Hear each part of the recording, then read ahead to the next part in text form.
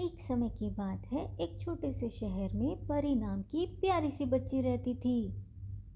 परी को गुड़ियों के साथ खेलना बहुत पसंद था।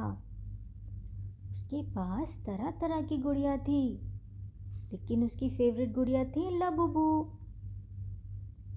लबूबू कोई साधारण गुड़िया नहीं थी। उसके लंबे कान थे और उसकी बड़ी बड़ी चमकती आंखें हमेशा कुछ नया देखने को तैयार रहती थीं। लेकिन परी को ये नहीं पता था कि लबूबू में जादू छुपा है।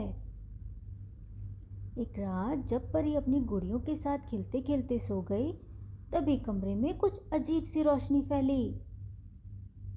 अचानक लबूबू की आंखें चमकने लगी और वो बोल पड़ी, परी उठो, मेरे पास तुम्हें दिखाने के लिए कुछ खास है।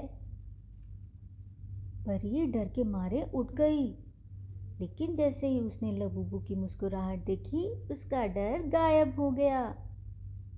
तुम बोल कैसे रही हो? परी ने हैरानी से पूछा।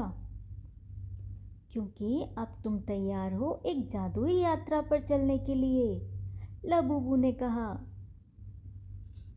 लबूबू ने अपनी छोटी सी उंगली से कमरे की दीवार की ओर इशारा किया। वहां एक छोटा सा जादुई दरवाजा प्रकट हो गया।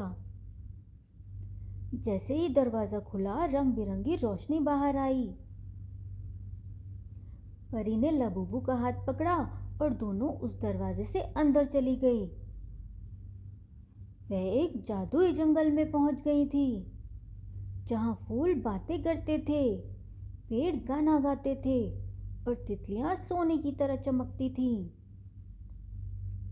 जंगल में घूमते हुए उन्हें एक नीला हाथी मिला, जो जोर जोर से रो रहा था।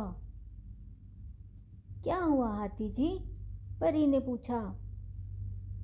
मेरे ऊपर लाल बादल मंडरा रहा है और मैं डर रहा हूँ, हाथी ने कहा।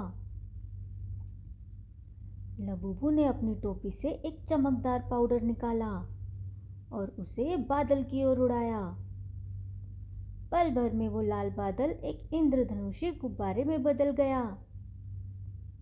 हाथी मुस्कुराकर बोला, धन्यवाद लबूबू और परी, अब मैं नहीं डरता। थोड़ा आगे बढ़ने पर परी और लबूबू एक बड़ी सी भूल भुलैया में फंस गए। रास्ते बहुत पेचीदा थे और कोई बाहर निकलने का तरीका नजर नहीं आ रहा था। मैं नहीं निकल पाऊंगी लबूबू, परी ने उदासी से कहा। लबूबू ने उसकी आंखों में देखा और बोली, परी, तुम जितना सोचती हो उससे कहीं ज्यादा बहादुर हो।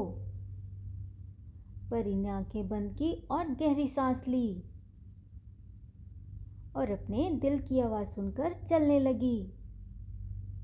कुछ ही देर में वे दोनों भूल भुलैया से बाहर आ गए।